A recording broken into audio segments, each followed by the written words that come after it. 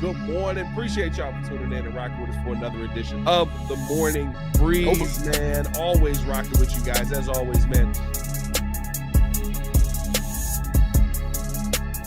Outside of me, I got my guy, Mr. Media himself, Jordan JC, in the building.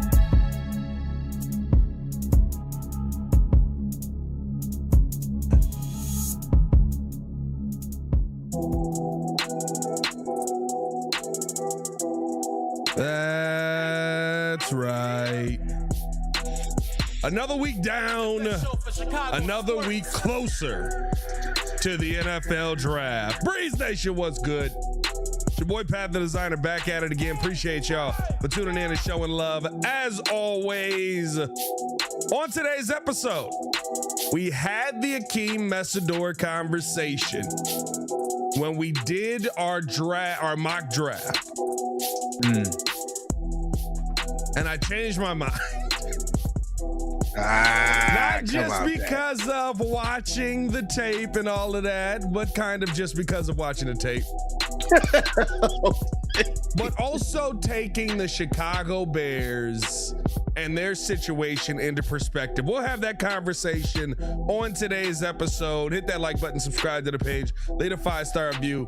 Y'all know what to do. Appreciate y'all for tuning in and showing love, as always, to the Morning Breeze. Jordan, how you feeling, my guy? What's good, man?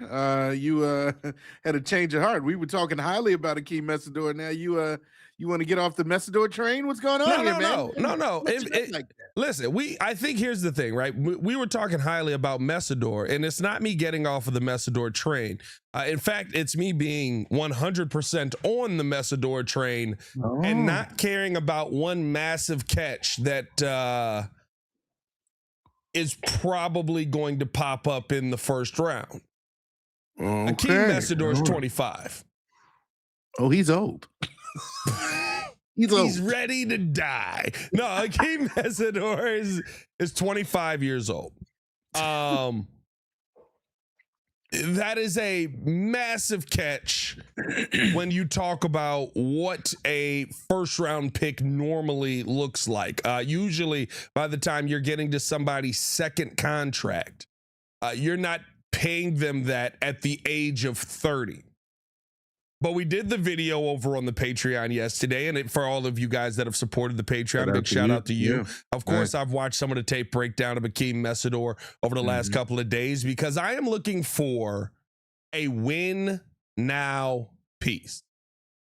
Just because it's not Max Crosby doesn't mean that doesn't exist. And I think that you can find that player via the draft. If you agree, by the way, hit that like button, subscribe to the page, leave a 5-star review. Y'all know what to do. Come on.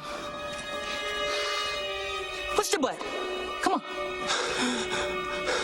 Push the button. Come on, push the button. Yeah, come on, push your button. You heard what she said. Y'all heard what Sue Young said. Hit that like button, subscribe to the page. I think that there is a win now piece in the draft. Yes, he is older. Yes, he is. He would be essentially 30 by the time you're paying him his second contract. But I'm not trying to win the Super Bowl 6 years from now. And if there is a player that you look at, that you feel can walk onto the field of play and day one, play one, can go out there and give you 6 to 8 sacks in his rookie season, create a ton of pressure, be a impact pass rusher that probably becomes your number one option, Akheem Mesidor is the answer. Yes, he is not young. But as far as an answer that helps this team right now, there is no other option in the draft that makes sense than Akheem Mesidor. I'm going to be honest with you. I think I'm all in on this kid. Oh, my goodness. Okay. We got a lot of all-ins this offseason. This is the all-in, huh? This is the play. I think I'm all in on him because, like, it's one of those things where it's like I value production over the number that is his age. By the way, just because he turns 30 doesn't mean you shoot him and put him down in the back.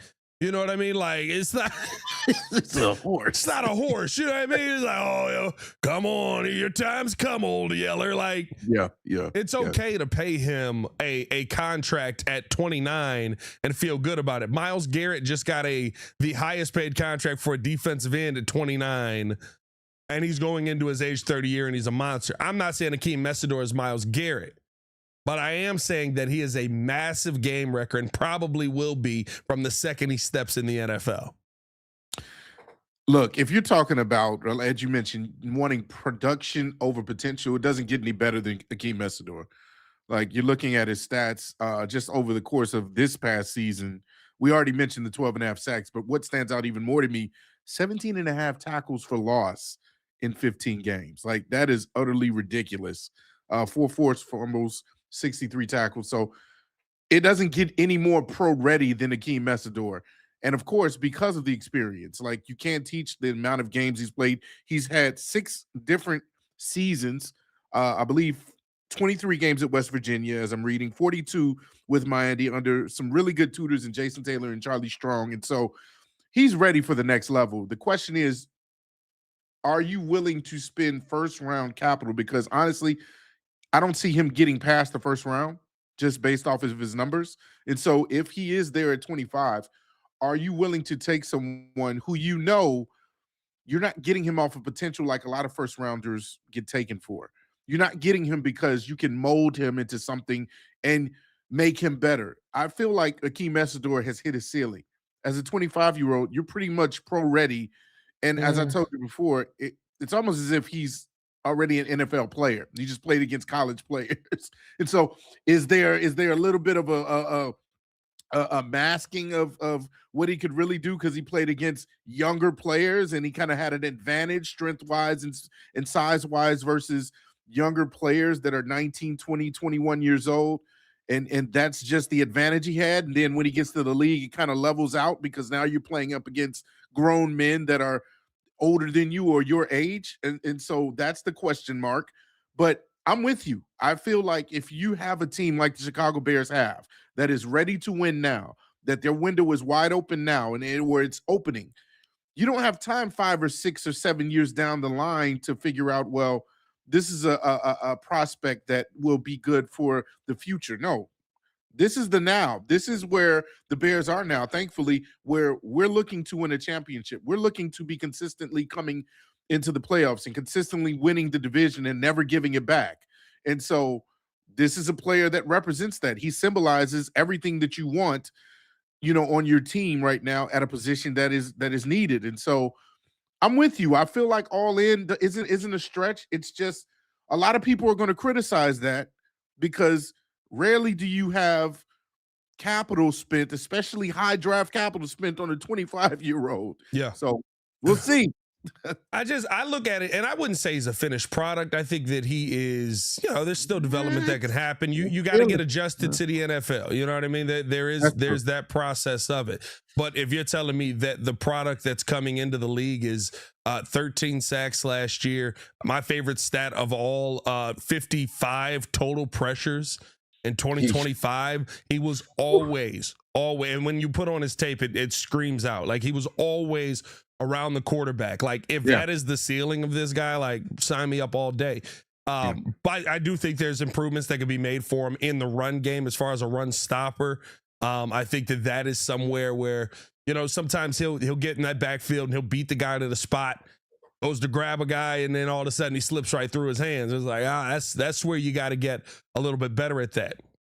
Doesn't set the edge as well, nearly as well to me, like Peter Woods did, or even a Malachi Lawrence did.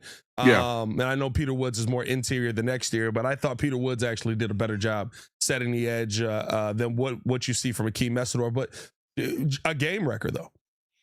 You know what I mean? Like a true game wrecker. And he's one of those guys that made everyone else's job easy. And I think at 25, right? Like, when you start to look through the draft, it's hilarious. The Bears are at 25 and he's going to be 25. When you start to look through the draft to some of the teams ahead of you, I don't know if anyone is in enough of a win now mode to make to pull the trigger on a player like that. Maybe Baltimore, you can say. I feel like Dallas has bigger needs, and they are ahead of you because of last season. If you're Detroit, is edge where you're going with an Akheem Mesidor? I would probably think no. Minnesota pick up somebody? You said what? I feel like Detroit just picked up somebody for that line. There's some DJ Wanham.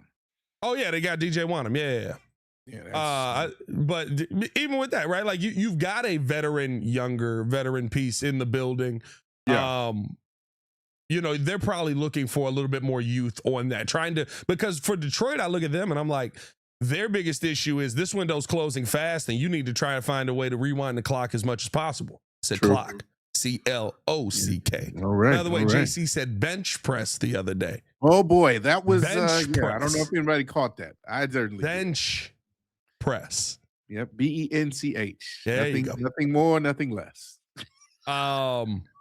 Now, where Dallas does get interesting is, they also have the Packers pick because of trading for Michael Parsons. Could you take more of a chance with a second round or first round pick at the 20 spot, which is still ahead of where the Bears are at? But I don't see this like litany of teams that's going to be like, especially with how deep this edge rush class is, that's going to say, oh my goodness, like, we're so to the point that we feel we can win a championship right now. We're willing to take a chance on a 25-year-old rookie. I think the Bears are in a very unique situation here when it comes to this conversation for Akheem Mesidor. And it's why I look at him as, an elite level talent, as somebody who, if you want to go out and you want to see instant production, I think that he is the answer for you there. It doesn't mean that you can't get a younger edge rusher in this draft as well. It doesn't mean you can't go out and add more defensive tackles in this draft as well. The good thing is you have 4 picks in the top 100. But if you're telling me with that first pick, I'm getting an impact player that, oh Lord, by the time he's on his second contract, he's going to be 30. Oh, okay, what do you do in the first 5 years? What did he do on a cost control contract? Did he mirror Max Crosby production for 5 years? And you had him at the cheapest deal possible. Because I'm also very easily to go, oh, we don't want to pay him whatever the market price is by then. Okay, let him walk. Go draft somebody. You've got to draft every year to build up this defensive line. You're going to be building it for the next couple of years. Go get the 22-year-old that's also the elite pass rusher. Go get the 21-year-old that's also the elite pass rusher. You need to find rotational pieces in here anyway, just because of where this team has been at. So I look at Akheem Mesidor as truly just an answer to the question that we've been talking about all offseason. Like, everyone's been win now because of where this team is. This is a win now, right now move. Shout out to Leroy Pinkston with $5 super chat. He said, production over age. Let's get that ring. Seriously, bear down. Yeah, like I could care less about how old he is at this point, because I think that he's going to produce. And I'm sorry that I'm not worried about the 2031 Bears as much as I am worried about the 2026, 2027 Bears that actually have a Super Bowl window. Because guess what? By the time we get to 2031, you got to pay people. Oh, you have had to pay people already. What did you say? Caleb's going to have a $1 billion contract? I mean, I doubt the Bears sign him to it, but he could. I was joking. Realistically, where we're at, he could be signing $750 million contract. He could sign a $750 million contract. Hello. Easily. He will set the market. He will be the market. He is the marketplace. He is the market. I am the standard. But yeah, like I look at Mesidor as a win now piece via the draft, the same way that we looked at Max Crosby as a win now piece via free agency or via trade. Trying to bring him here. Yeah. No, I'm with you. I think the point that you made that really stood out to me just a minute ago was the fact that you have 5 years to evaluate him if you put him on the team like this before his next contract. And throughout those years, especially next year, we hear that this draft coming up in 27 is going to be premier when it comes to the defense as well. again. And so, you keep your picks in the first and second rounds for next year, and you continue to stack up for that defensive line. If you feel like maybe there needs to be a safety net for Akheem Mesidor, so once he hits his second contract, you may feel a little concerned, or you may feel a little hesitant to give him all the money in the world because he turns into 30, or he's going to be going into his back years in a sense in the league. That's fine. Then make sure that you have a backup answer, and you have the next young piece that's going to be good for this line. But for me, again, you look at the examples that we mentioned before of those into their 30s that were still producing. Again, you got Khalil, you got the Von Millers, you got what's your boy's name? Robert Quinn, that had his all-time high season with the Bears. Like, you have a number of players, and maybe they're outliers, maybe those are the outliers more than the norm, but there's still something to be said about it. It's not like he's going to just completely, just like you said, die at 30 years old. He could still be a very, very good piece come his second contract. And so you worry about those things later down the road. Right now, we're focused in, as you mentioned, on 2026. And right now, the Bears are in a really, really good position to be a special team. And you need all of the pieces that are going to produce, no matter the age. I think a lot of teams are looking at the potential of these young guys because they're not in a position to win now. And then you have those teams like the Kansas City Chiefs and the Bills and the Ravens, those that are ready for the Super Bowl. And so you look and say, okay, what moves are they making? Are they getting older prospects? Does it matter who they pick? You follow that blueprint because you've seen them be successful. And so, again, I'm not shying away. I wouldn't be scared of having an Akheem Mesidor on the team. Again, I'm a little different from you. I don't think that he will develop that much more. I understand that maybe he could be better in setting the edge in the run game and being a disruptor in that aspect. But I mean, if you're talking about just peeling your ears back and trying to get to the quarterback and the pressures that he will create, that's the most that I really care about for him is trying to make a nightmare and the quarterback's day just bad for that defensive line. And so if he does that, then I'm all on board. Listen, to me, he fits Dennis Allen's system perfectly. When you talk about height and weight, 6'3", 280. The age is the biggest question mark. Let me know in the comments below how you guys feel. Do you think that it's a little bit too old to be taking a chance on a guy like Akheem Mesidor? Looking at his PFF, and remember, PFF, y'all know how what we say every time we bring up PFF. Look at the numbers, look at the tape, see where the differences are, see where the discrepancies are.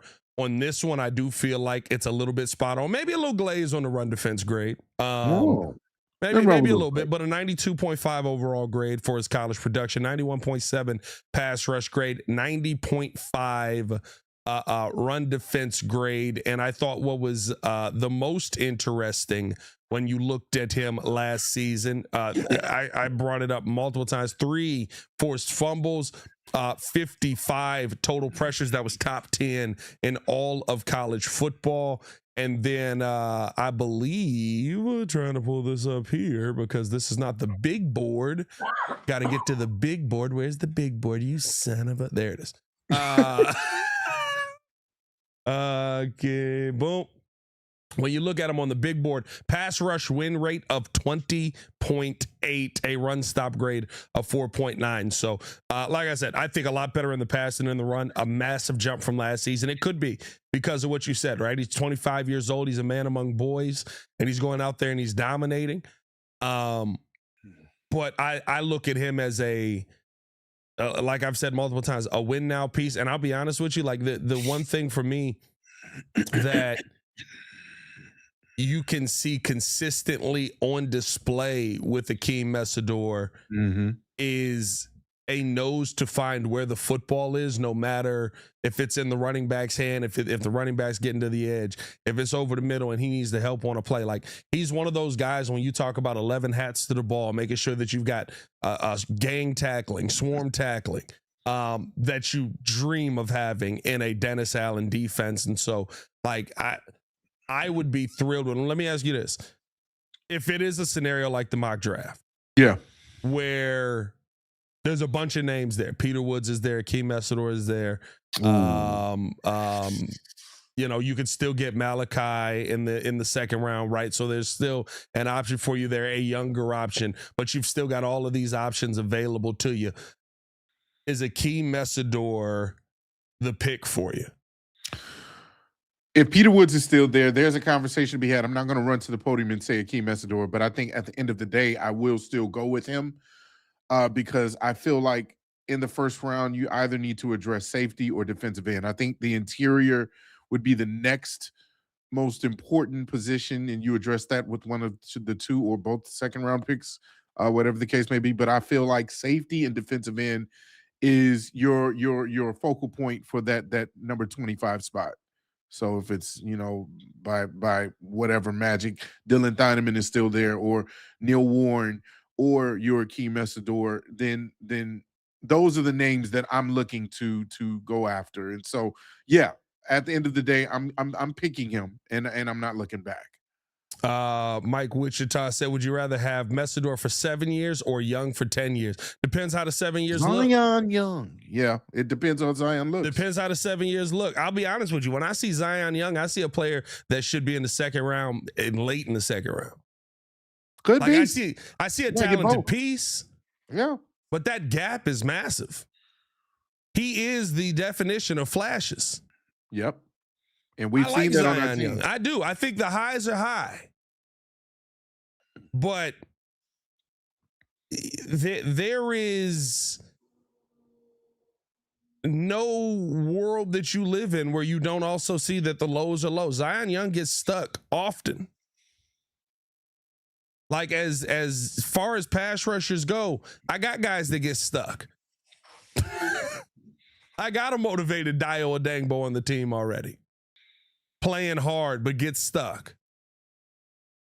I've got a Montez Sweat who's 10.5 sacks, but Lord knows when you look at those 10.5 sacks, you're feeling like, oh, okay, thank you. Where's the pressure? I need a guy that can create consistent pressure. So if it's 7 years of Akheem Mesidor looking like he did his senior year in college, always around the quarterback, always in the face of the quarterback, looking to get the quarterback to the ground, being a massive sack guy, shout out to him. Write your own joke there. Then yeah, give me the 7 years of Akheem Mesidor, because he's shown me on tape that the consistency as far as a pass rusher is way better than Zion Young. Yeah. And I think that's the part that a lot of people get caught up in the draft. Would you rather have this many years of this versus this many years of this? And I'm not saying this is you, Mike. I would rather have the one that's better versus the one that can have a longer career but maybe isn't as good. Like, would you rather be solid for 10 years or great for 5? I mean, great for 5. Solid for 10 is cool, but somebody got to be great. And I'll be honest with you, when you look around this Bears team, especially defensively, how many blue chip players you got? Montez, Jalen. Montez a blue chip? Blue chip player as far as like really good on the defense? Blue chip player is essentially an elite player, like a player that you have to have on your team. Okay, well then I guess we don't have any, because Jalen took a step back the last Kobe year. Bryant? I feel like he has to, he's almost there. I feel like he has the potential. Yeah. Maybe Like, Devin Bush, maybe. Maybe. I don't know about Devin Bush. I like his potential. I love his potential. I don't think he's there yet. Like I look at Kobe Bryant and I say he's a blue chip player. Okay. All right. I would look at. That means we only got one then. I mean, honestly, I would look at the rest of that defense and say, I don't think you have another one. I think you got guys that are solid. Yeah, a lot of solids, a lot of middle of the pack in a sense. Yeah. Yeah.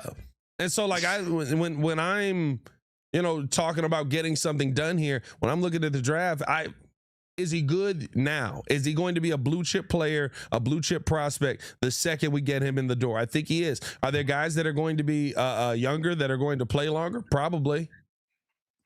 But I'll tell you what, you can do a heck of a lot of damage in 7-8 years. You're beating the NFL average.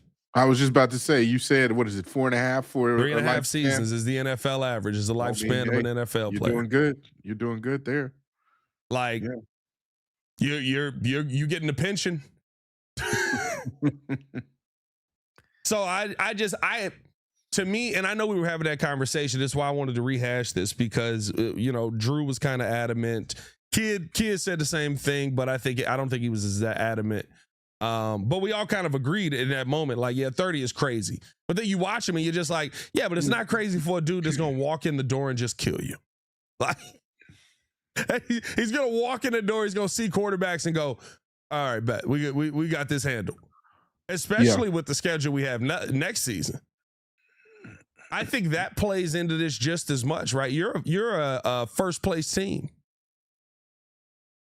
The Detroit Lions get a fourth place schedule. The Green Bay Packers get a what are they? Third place schedule, second place schedule? Second, yeah. The Minnesota Vikings get a third place schedule. None of those teams are going away. None of those teams are going to fall off a cliff.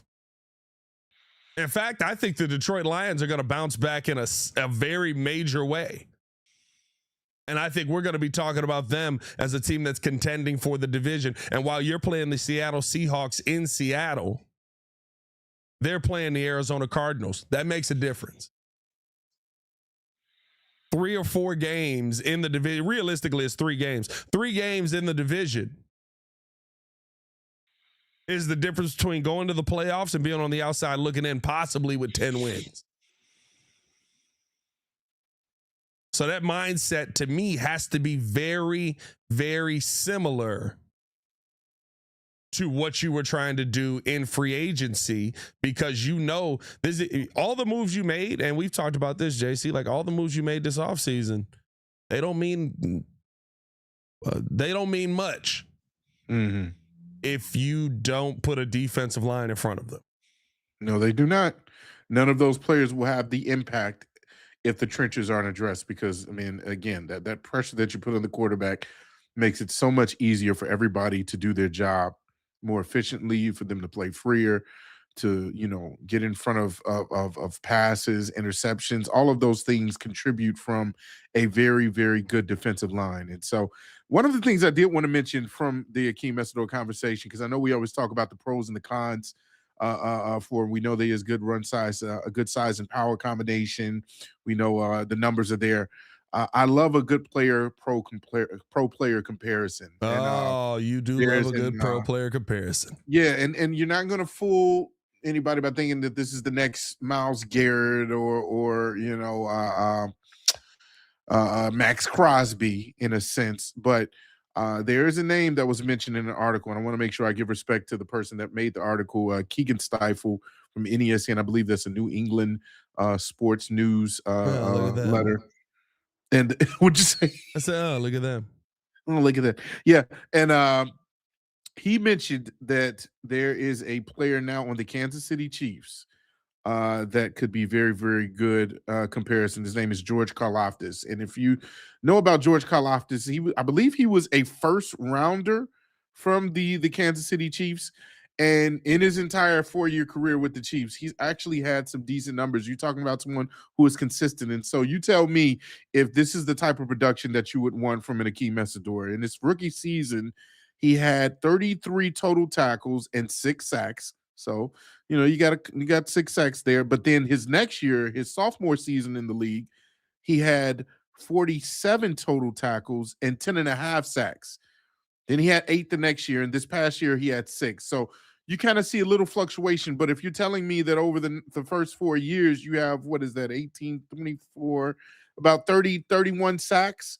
So you're almost averaging, around 9 to 10 sacks a year, I'm on board. 8 to 10 sacks a year for your first 4 years. Yeah. In that span of what we would be getting from a 25-year-old, then that's exactly what I would want, because that also means that hopefully other people are contributing. That means that Montez Sweat is possibly getting his 10 plus sacks as well. That hopefully means that on the interior you have Shamar and you have other players that are going to step up and do their part, and that becomes a total team effort. And so I love the comparison. I think that George Karlaftis is a decent player. He's not somebody that obviously is the elite of the elite, but he's very productive. And so if you get that out of a Mesidor, then you're in a good spot. Yeah, and listen, I look at George Karlaftis as the exact kind of impact, and I would hope that he's a little bit more than George Karlaftis, but sure, I'll take more. When you look at what Jared Verse did in his rookie year, and you look at what Karlaftis did in his rookie year, yeah. 6 sacks is a great season. That's a defensive defensive rookie of the year season, especially if you're able to bring the pressure. I think that he's already had. Now he had a down year last year, I believe, but I also think he was banged up a little bit. He had 6 sacks again. 6 sacks. He was banged up. Yeah. Let's see. I would think that he's probably a little bit better than George Karlaftis long term. Right, can keep that production, because he is more, to me, he's not a pure pass rusher, but I think he's more of a pass rusher than he is an all-around player. So pass rush is going to be essentially his specialty. Right. And he's a big boy. I mean, you talk about 280. Like, he is, to me, again, I hate comparing to the greats, but you kind of look at a DA system. Could he be a Cam Jordan? And again, a Cam Jordan who won't go away, who had 10 sacks last year? Like 10.5, yeah. Cam Jordan is like, the fall off ain't happened yet. You let me know when it does happen. Like, that's a good comparison. Cam Jordan to me is a player who, and it hasn't been 15 sacks every season. It's been 10, it's been 12, but the impact on pressure has always been consistent with Cam Jordan. He's always found a way to stay around the quarterback. Yeah.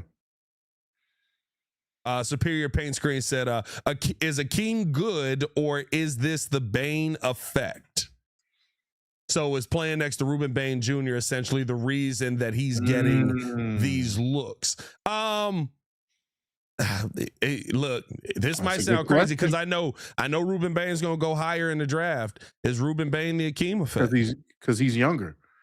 Could it be because, I mean, my goodness, the stats are gaudy for Akheem, but is it because Ruben Bain is younger that he's obviously going sooner? But I think they would be eating off of each other. It's not just cut and dry. Oh, Akheem's producing because of Bain. I think it's because of both of them. They're benefiting off of each other, obviously. Yeah.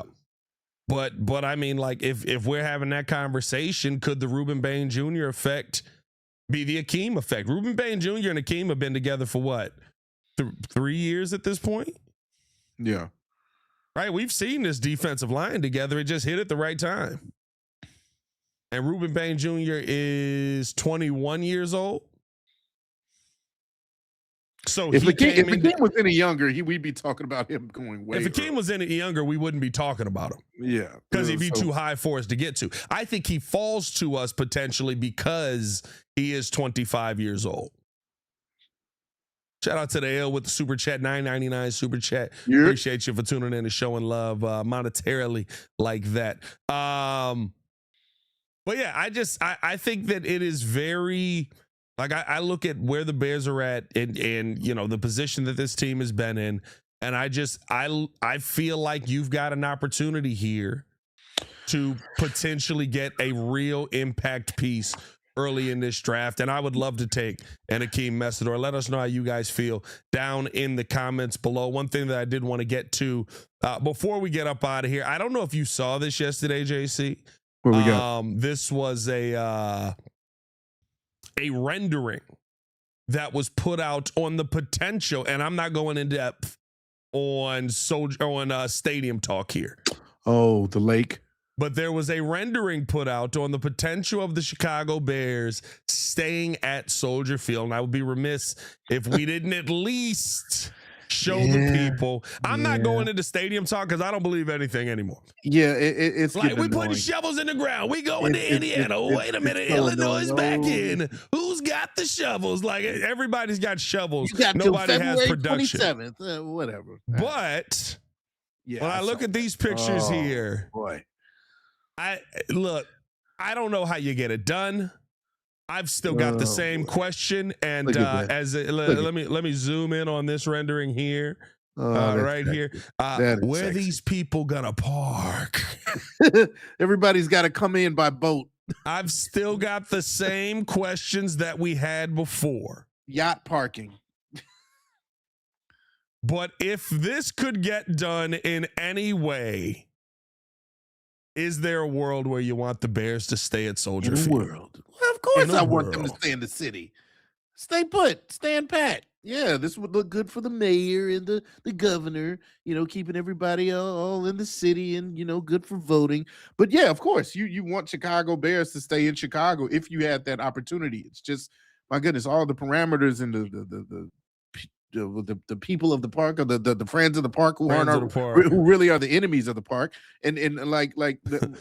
I would hope everything kind of comes together for this. I don't think it's realistic. We've been, like you said, ad nauseum talking about, they have till this deadline in February to really get it going, or we're going to go to Gary, or we're going to move towards near Wolf Lake, and then there's still talks about Arlington Heights, and so it's just a whole bunch of fluff right now. But this looks beautiful. We've seen renderings before where it looks amazing. That would be gorgeous. That would be great to have a stadium like that on the lake. But again, the parking, that's going to suck. You got to buy a boat just to get to the stadium. So for me, it's still issues, but sure, that looks nice. Hey, bro, go to Arlington Heights. Get your money right. I don't care. Just do something. Get your money right. At this point, the city shouldn't even be in a conversation. I saw this yesterday, and I was like, see, that's the problem. Y'all just wasted money on drawing. And I'm sure that this was AI. Like the mayor was like, on ChatGPT, give me a stadium that the Chicago Bears would stay in Chicago for. I'm going to do that after we get off. Shut up. It's probably going to show the same rendering. I'm gonna put in ChatGPT. Give me a stadium. I could care less about the whole stay in Chicago. This is where the real sports are at. It is cool. I'm not gonna lie to you. Like I was explaining to my daughter, we went to the Bulls game last night. Oh, shout out to you. Entertaining game, actually, by the end. They came back. We were in the building and we were like, oh, look at that. They up 10. And then they were down 25 real fast. Yeah. And then all of a sudden there was this comeback effort. I'm sitting there chanting defense. She has no idea what's going on. She's delirious. Was she yelling? Was she having a good time? Where's Benny the Bull? Yeah, we had a good time. We went with one of my producers. We went with our executive producer from the Chicago Bears podcast. So it was a fun time. We enjoyed ourselves, but it's one of those where sports with kids isn't always the experience of getting them into sports is more fun than actually sitting at the game with them, because it's you don't care about this game. She's just enamored by the. She looked up at one point and was like, "Are we winning?" And I was like, "No, losing by a lot." She's like, "The Bulls are losing. Why?" And I was like, "Well, we're not very good, honey. I don't know." She's like, "Where's Michael Jordan at?" But it was a Derrick Rose giveaway night. Oh, nice. And got the St. Patrick's Day jersey Derrick Rose figure. I don't like that. I don't like those. Yeah, I'm not a fan. I don't like those. Those jerseys were ugly. I was in the building when the Bulls played in those, and I was just like, why are we in Boston Celtics jerseys? You. Boston, actually, yeah, those. They're Boston Celtics jerseys. Like every time, and I think we were playing the Celtics that day, actually. And I was like, why are we wearing their jerseys? Like they couldn't wear their green because we had it on. Yeah, it's bad. Nasty work. But I don't know why I brought that up. But no, man. We were just talking about all Chicago sports and keeping Chicago sports it's cool. Chicago. Like I was explaining to her, like where she was like, oh, that's Chicago, because she could see the buildings. Yeah. And I was like, well, we're in Chicago. And she was like, we're still in Chicago? I was like, Chicago's pretty big, honey. Like, we're in Chicago. We're on the west side. Oh, she thought And that the building represented Chicago. she thought downtown was Chicago, and that was it. That's it. And I was Okay. like, baby, Chicago's everywhere. Unless you in Skokie. Yeah. They be trying to claim Chicago. You ain't in Chicago. Yeah, you outside the city. That's okay. Stay away. I'm a Chicagoan. No. And he'd be like, well, nobody knows where Skokie is. Explain it to him. I don't say I'm from North Chicago or from Chicago. I say I spent a lot of time in that mug. Yeah. Yeah. Yeah, I mean, we grew up in North Chicago. Where's that? Next to Waukegan. Where's that? I lived on the American Eagle. That's a great, the Six Flags right next to that. Couple towns over with a lot less money. A lot less money. That's where I grew up. Grew up in the south side of Chicago. Yeah, south side. Yeah, see? Yeah, but see, I spent so much time on the south side. I'd be like, I'm south side till I die as well. There you go. Yeah, I mean, we were at Graham's every other weekend. Yeah, I mean, down there hanging out, enjoying. It's funny. Luke Ellis was just talking about it. He was like, I grew up eating here all the time, and he was at Fat Johnny's. If you know about Fat Johnny's, you from the city. Like Fat Johnny's is the spot. In a little hot dog joint, literally built off of the side of his crib. Mm-hmm. Yeah, I mean, it literally just like, I mean, it was a shack basically at first, and then I think they built a more established joint. But like the original one was like 4 wood planks that he put up. KJ Chicago really said, Pat from Gurney. I wish I was from Gurney. Gurney's where the money is at. Yeah, that's where Six Flags. Oh, Gurney's where the money is at. All the way out there. Yeah, it is. I was in the city a couple of towns over where they sent a lot of the folks from Cabrini Green, and there you go. Yeah, I always say it wasn't a hood, but it was hood adjacent. It was hood enough. had a lot of tendencies. Yeah, it was hood enough. It wasn't a hood, but we had our own crackheads. Yeah, we had one in the city literally named Cracky. He did so much crack, we just named him after his favorite thing. Tell us some of your cracky tales, Cracky. What do you got for us? Cracky is crazy. Yeah, that's literally what we called him. And he would respond. He would 100% respond. Cracky? Yeah. Are we serious? Yeah. He used to be out on 10th. He used to be out on 10th Street, and we'd be like, "What up, Cracky?" He'd be like, "Hey, what up, man? What up?" Oh, not the normal voice for a crackhead. Hey, bro, that's what hey man, spare change. You got something on you, bro. If I'm lying, I'm dying. I swear for the Lord, my brother and me called this man Cracky. Our whole life, I don't know his real name. I don't even know if he's still alive, bro. Hey, what up, man? What up? How you doing, man? Oh, only in Chicago, boy. Yo, boy said from 17th and Victoria, we was 15th and Victoria. We was right on the corner. There was a lot of gunfire. Hello. Cracky asking for a Lucy. Definitely always was looking for something. He was looking for a Lucy. Yeah, 100%. 100%. That changed Lucy, yeah. Man, I remember I gave that much. It's so funny, bro. You can tell. This is a wild story. We're gonna finish off of this. You can tell he went to his dealer, and his dealer basically told him, "I'm not taking how much you pay for an 8-ball in change, bro." He's got an 8-ball. He had a bag. Oh, he's got a baggie. He had a bag of change. And he went, hey man, I trade you this bag of change for $10. I trade you this bag of change for $10. Let me get the bag of change. So I'm like, is it $10 in change? Make him sound like Chris Rock. So I was like, what real? Bro, I legit was like, is it $10 in change? He's like, I don't know, man. I don't know. Give me $10. Give him $10. He gives 30 me cents. Bro, he gives me this giant bag of change. No, it's a big bag. It's like gold coins, bro. Oh, the gold quarters? No. I'm saying like the bag is like gold coins. Okay. So I go back to the crib. He gave you some chocolate. Bro, I poured it. No, I poured it out. Bro, it was like $35 in quarters. Whoa, what? It was not a fair So exchange. you at took all. advantage of him? No, I didn't know how much it was. It was like nickels and dimes and everything in there. I was like 10 years Cracky old. said, "Give me $10 for $35." It was like $35 in Like change, one of our Monopoly bro. deals. Oh, Somebody that's said- where you learn Monopoly. Brandon Green said, "Cracky walk around with a sack of corners like homie the clown, bro." Just slapping people across the face. Somebody said. Hold on, where'd that comment go? Somebody said Cracky had a point. Change is legal tender. Oh my God. $35 in quarters and change for $10, Cracky? I need you to do better than that. Bro, and you could You got a tell, 30 like, of revenue back. you could tell he went to his dealer and he was like, "Bro, I'm not taking this bag of change, bro. I'm not finna count this out so that I can give you this. Go get cash and come back." And So he was just desperate to get some dollars. yeah, I mean, he was desperate for that rock. Yeah, he got the rock. No I rock, literally no went block, home no and rock. poured it out. And I remember I had like a little bionicle box that I kept the quarters in. And like my mom was like, "We'll just take it to the bank." I took it to the bank, bro.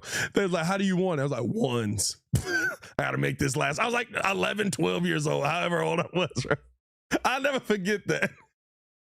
Good old Cracky. Feeding the Oh nation. man, good old times, man. Shout out to Cracky. I hope he lived. Somebody said he ain't make it past COVID. Oh, Jay Sanders said, "Change is legal tender." Cracky had a point. Shout out Cracky. Man, what's going on, man? That's hilarious. That voice is That's how you talk. hilarious. That's what I got. Hey man, hit that like button, subscribe to the page, leave a 5-star review. Y'all know what to do. Follow us on everything, man. On Twitter, on Instagram. I did Make change sure that my you handle. stay tapped in with us. And make sure that you check out the Patreon. We've been dropping content over on Patreon every single day, talking about the different draft prospects. We'll have more coming out when the playoffs get here and different things like that for NBA. So make sure that you guys stay tuned in with everything we got going on at the Patreon. A bunch of y'all have subscribed over there for the Patreon. So thank you guys for that as well. As always, man, it's your boy Pat the Designer back at it again. For Mr. Media himself, Jordan JC. Y'all stay safe on the Chicago. Bet out. One love. Peace. Hey, what's going on, man? How you doing? Good to see you. The best show for Chicago. By the way, everybody, I changed my Twitter handle like Pat suggested. Oh, did you? But it's not the normal Jordan JC. So if you look it up, it's Jordan with a 0 instead of an O. I couldn't get the normal handle because it was taken. So Yeah, we'll Jordan start throwing it up JC on the with screen. 0. Okay, J0 Orden JC. Yeah, J0RDAN_JC. No, you're making it difficult. There's underscores, That's right. there's zeros. That's right. Yeah, I'll keep them guessing. You gotta make sure you keep on your toes down there. I'm gonna need a Cracky soundbite on the board for the Hey, what are you doing? Search it. Do we get the Adventures of Cracky on Patreon? Bro, I'll never you gotta forget- come up with more I'll Cracky never stories. forget my now. brother yelling at that man. He said, "Tell us some of your Cracky tales." Cracky tails. The Adventures of Cracky. He was like, "Cracky gonna have a story for you." Oh, that's hilarious. I love Chicago. I love Chicago. He was definitely an OG Chicago crackhead that got sent out here with his mama. Got to. Had to.